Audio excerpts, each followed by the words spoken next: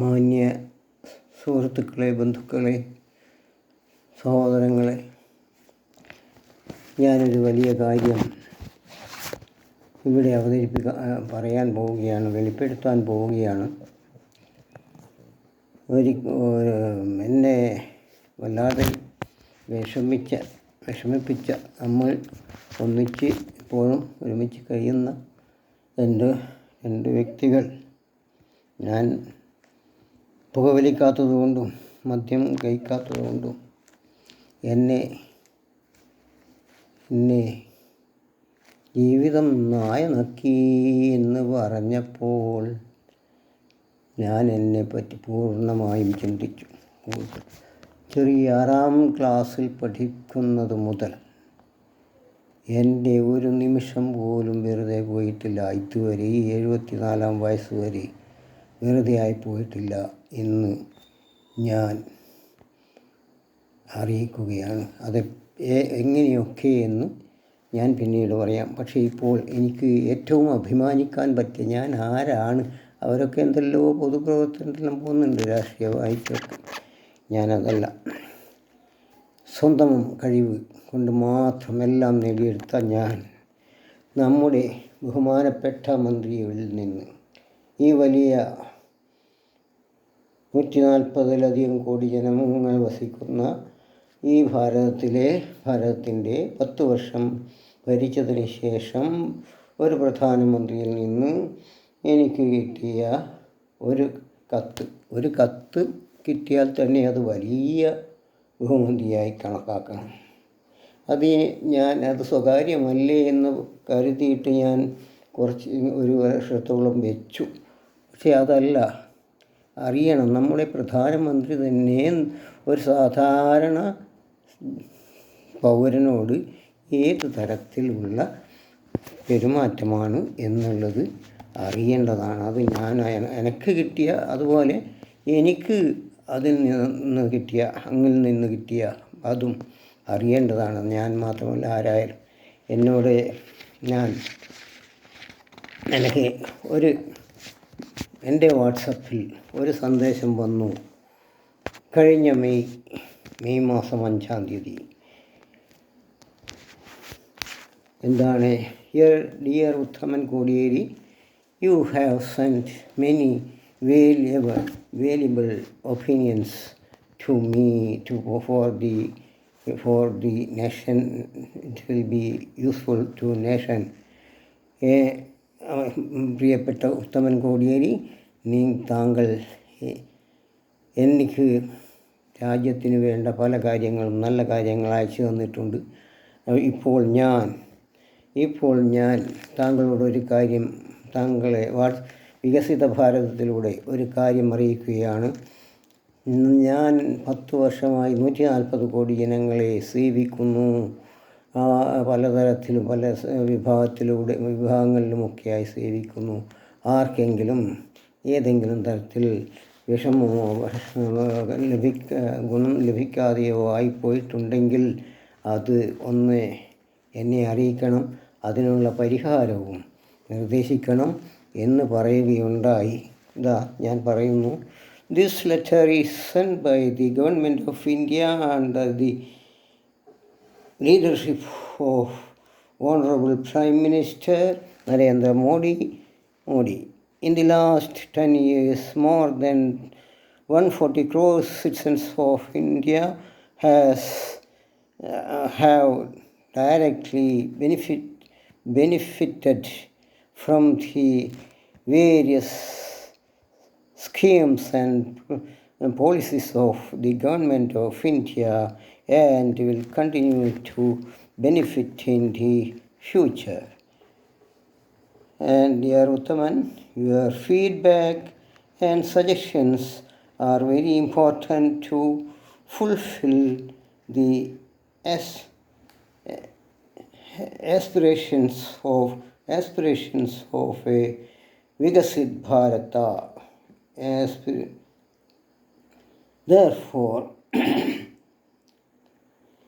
you are requested to kindly share your feedback and suggestions. സുഹൃത്തുക്കളെ, എനിക്ക് ഇങ്ങനെയൊരു letter എൻ്റെ അഭിപ്രായങ്ങളും മറ്റും അങ്ങ് അയച്ചു കൊടുക്കാൻ പ്രധാനമന്ത്രി ആവശ്യപ്പെട്ട ആ ഒരു എന്താണ് അപ്പോഴെനിക്കുണ്ടായത്? അത് ഞാൻ മറുപടി അയച്ചിട്ടുണ്ട്. നിങ്ങൾ നോക്കണം. ഞാൻ അയച്ചത് വികസിത ഭാരതത്തിന്. എന്താണ് വികസിത ഭാരതം? ഞാൻ പറഞ്ഞത് നമ്മളൊക്കെ പ്രതിജ്ഞ ചെയ്തതുപോലെ ബ്രദർഹുഡ്, സഹോദരന്മാർ ആയിത്തീരുന്ന ആവുന്ന തരത്തിലുള്ള ഒരു ഭാരതം. അത് വളരെ ഇങ്ങനെയൊന്നുമല്ല. നിങ്ങൾ വേണ്ടവർ യൂട്യൂബ് എടുത്തിട്ട് ഉത്തമൻ UTHAMANKM എന്നടിച്ചാൽ ഇപ്പോഴുള്ള ഈ വീഡിയോ കിട്ടും.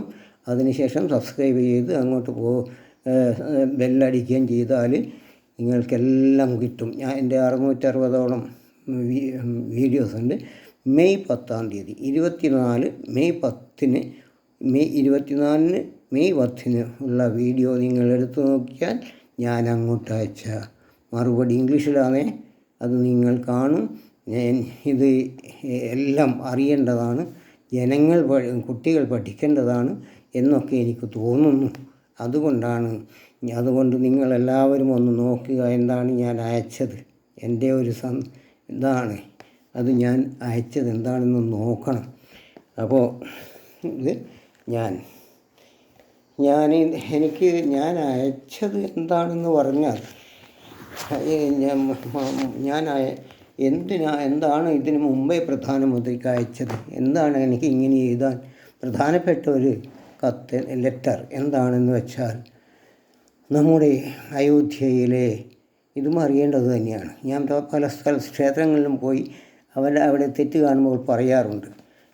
ശബരിമലയിൽ പോയപ്പോൾ 18ാം പടി കയറുമ്പോൾ ആ ഭാഗത്ത് വളരെ ഉയരത്തിൽ കണ്ടു തത്വമസി എന്ന് പറഞ്ഞാൽ അത് നീയാകുന്നു എന്നാണ് അതിൻ്റെ അർത്ഥം. അന്ന് ഞാൻ പോകുമ്പോൾ എനിക്ക് ഇന്നത്തെ ധൈര്യമില്ല. എന്താണ് പറയുക, ഈ ഗ്രന്ഥം ഭഗവത്ഗീത മുഴുവൻ ശ്ലോകത്തിനും ഇംഗ്ലീഷിൽ ആശയം എഴുതിയതിന് ശേഷം അത് ഞാൻ പ്രധാനമന്ത്രിക്ക് അയച്ചിരുന്നു ലോകസഭയിൽ പ്രകാശനം ചെയ്യാൻ. കാരണം 10 വർഷത്തെ കഠിന പ്രയത്നം, 12 മണിക്കൂറൊക്കെ അധിക ദിവസവും ഇരുന്നിട്ടുണ്ട്. പിന്നെ എന്ന് പറഞ്ഞാൽ ഇങ്ങനെ ആരും ചെയ്തിട്ടില്ല. പ്രസംഗങ്ങളൊക്കെ ഉണ്ട്, ഇന്ത്യൻ ഫിലോസഫിയൊക്കെ എഴുതിയിട്ടുണ്ട്. അപ്പോൾ അതൊക്കെ ചെയ്തിട്ടുണ്ട്. പക്ഷേ ഇത് ചെയ്തതിന് ശേഷം ഭഗവത്ഗീത എന്താണ് നമുക്ക് എന്ത് കഴിവുണ്ട്, എനിക്കെന്തും ഇതിനെപ്പറ്റി പറയാനുള്ള ഒരു ധൈര്യമുണ്ടായിരുന്നു. അങ്ങനെ അയോധ്യയിലെ പ്രതിഷ്ഠ കഴിഞ്ഞതിന് ശേഷം 2 ആഴ്ച വരെ ഞാൻ കാത്തിരുന്നു. ആരെങ്കിലും എന്തെങ്കിലും പറയുന്നുണ്ടോ? ഞാൻ കണ്ടില്ല. ഞാൻ പ്രധാനമന്ത്രിക്ക് എഴുതി, ഡിയർ സർ ഇംഗ്ലീഷിലാണ്.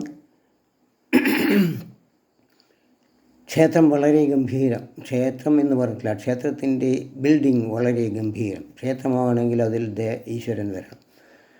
പിന്നെ പ്രതിഷ്ഠ എന്ന് പറഞ്ഞിട്ടില്ല, പ്രതിമ എന്നേ പറഞ്ഞിട്ടുള്ളൂ. പ്രതിഷ്ഠാകർമ്മം കഴിഞ്ഞെങ്കിലും അത് നൂല് കെട്ടിയ ഏതാനും പേർ കുറച്ച് ദിവസം മന്ത്രം ചൊല്ലി പുഷ്പങ്ങളും മറ്റും അതിലർപ്പിച്ചാൽ ശ്രീരാമൻ ആ പ്രതിമയിൽ വന്ന് കയറുമോ? കയറിയിട്ടുണ്ടോ? I am sure there is no Srirama at all in Ayodhya temple. ഇതും പറഞ്ഞു. അതിനുശേഷം ഇതും പറഞ്ഞു, ഇന്ത്യ പണ്ട് ആ പഴയ പ്രതിഷ്ഠയായിരുന്നെങ്കിൽ അത് ചിലപ്പോൾ വസിഷ്ഠ മഹർഷിയോ വിശ്വാമിത്ര മഹർഷിയോ പ്രതിഷ്ഠിച്ചതായിരിക്കാം. അതിലിപ്പോഴും അതിൻ്റെ ചൈതന്യമുണ്ടായിരിക്കും എന്നും ഞാൻ പറഞ്ഞു. അത് മാത്രമല്ല, ഇനി അത് അത് ശരിയാവാനുള്ള, ഭഗവാൻ അവിടെ വന്നെത്താനുള്ള ഒരു മാർഗം ആദ്യം പഞ്ചഗവ്യം കൊണ്ട് ശുദ്ധീകരിക്കുക. പിന്നെ ഒരുപാട് മന്ത്രം വേണ്ട, ഓം നമോ നാരായണായ, ഓം ശ്രീരാമചന്ദ്രായ നമഃ. ഈ മന്ത്രം എപ്പോഴും മുഴങ്ങിക്കേൾക്കുക. വരുന്നവരൊക്കെ ഓരോ സമയത്തേക്ക് ഓരോ അർച്ചന നിശ്ചയിക്കുക. വരുന്നവരൊക്കെ അർച്ചന നേരിട്ട് വിശ്വാസത്തോടെ പ്രാർത്ഥിച്ച് അതിലങ്ങോട്ട് അർപ്പിക്കുക. അത് 108 ദിവസം, ലക്ഷക്കണക്കിന് ജനങ്ങൾ 108 ദിവസം അങ്ങനെ ചെയ്താൽ ശ്രീരാമൻ തീർച്ചയായും അതിൽ വന്നു ചേരും സാർ എന്ന് ഞാൻ നിർദ്ദേശിച്ചു. തീർച്ചയായും ആദ്യം മന്ത്രങ്ങൾ ചൊല്ലി ഒക്കെ കർമ്മം ചെയ്തവർ കൂലിക്കാണ് ചെയ്തത്. അത് യാന്ത്രികമാണ്. വിശ്വാസത്തോടെ ഭക്തിയോടെ അതിലർപ്പിച്ചിട്ടുണ്ടാകുമെന്ന് എനിക്ക് തോന്നുന്നില്ല. അത് വരില്ല. കാരണം ഭക്തജനങ്ങൾ നേരിട്ട് ആരെയും തടയാൻ പാടില്ല, ആരെയും പരിശോധിക്കാൻ പാടില്ല. വരുന്നവരൊക്കെ അതിൽ വിശ്വാസത്തോടെ അർപ്പിക്കട്ടെ എന്നാണ് ഞാൻ പ്രധാനമന്ത്രിയോട് നിർദ്ദേശിച്ചത്. എന്താണെന്നൊന്നും എനിക്കറിയില്ല. പക്ഷേ ശ്രീരാമൻ അവിടെ ഉണ്ടോ വന്നോ എന്ന് വന്നെങ്കിൽ എനിക്കൊരു ഗുരു ഉണ്ട്, സദ്ഗുരു തന്നെയുണ്ട്. അദ്ദേഹത്തിൽ നിന്ന് ഞാൻ പലതും എനിക്ക് വന്നു ചേരി. ഈ ഗ്രന്ഥം ചെയ്തത് തന്നെ അദ്ദേഹം നിർദ്ദേശിച്ചിട്ടും അത് ചെയ്തതും ആ ഗുരു തന്നെയാണ് ഗുരു അല്ലെങ്കിൽ ഈശ്വരൻ തന്നെയാണ് അത് ചെയ്തത്, ഞാനല്ല. ഞാൻ 2 പ്രാവശ്യം എനിക്ക്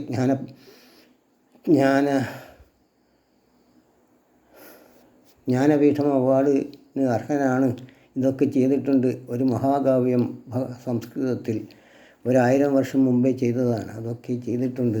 അതുകൊണ്ട് ഞാൻ തീർച്ചയായും ജ്ഞാനപീഠം അവാർഡിന് അർഹനാണ് എന്ന് എഴുതിയിട്ടുണ്ട്.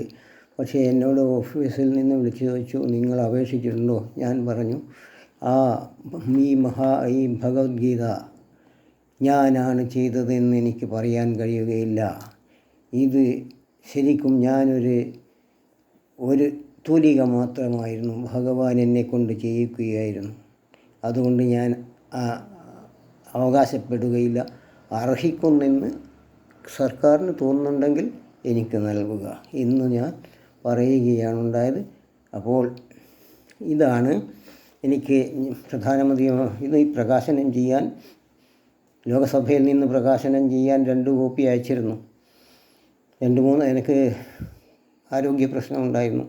2-3 മാസത്തോളം കഴിഞ്ഞപ്പോൾ ഞാൻ ഒന്നും വിവരമില്ലാതായപ്പോൾ മാതാ അമൃതാനന്ദമയി ദേവിയെ സമീപിച്ച് അവർ ഇത് വാങ്ങി എല്ലാം മറിച്ചു നോക്കി അങ്ങനെ നമസ്കരിച്ച് അവിടെ കൂടെ നിൽക്കുന്നവരെ എടുത്തു കൊടുത്തു.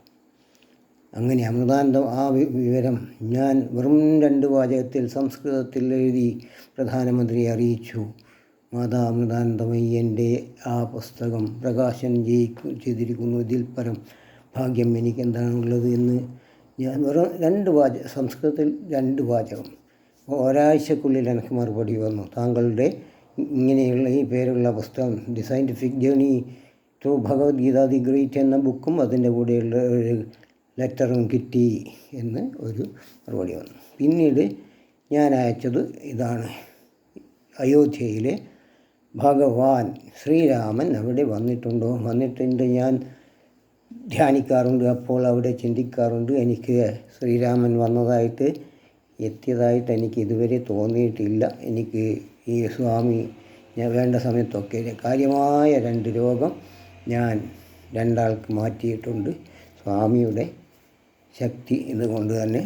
അപ്പോൾ നിങ്ങൾ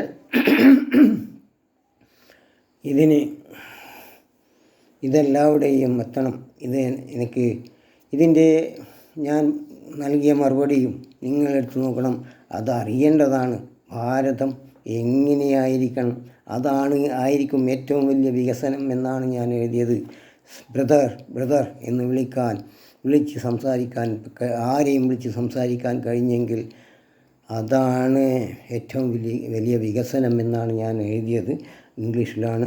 അത്ര കൊണ്ടൊന്നും തീർന്നിട്ടില്ല. നിങ്ങൾ എടുക്കുമെങ്കിൽ എൻ്റെ പേരടിച്ച് സബ്സ്ക്രൈബ് ചെയ്ത് എടുത്താൽ മെയ് 10-ാം തീയതി 2024 മെയ് 10-ാം തീയതിയുള്ള വീഡിയോ എടുത്താൽ കാണാം. അത് വായിച്ചു നോക്കുക.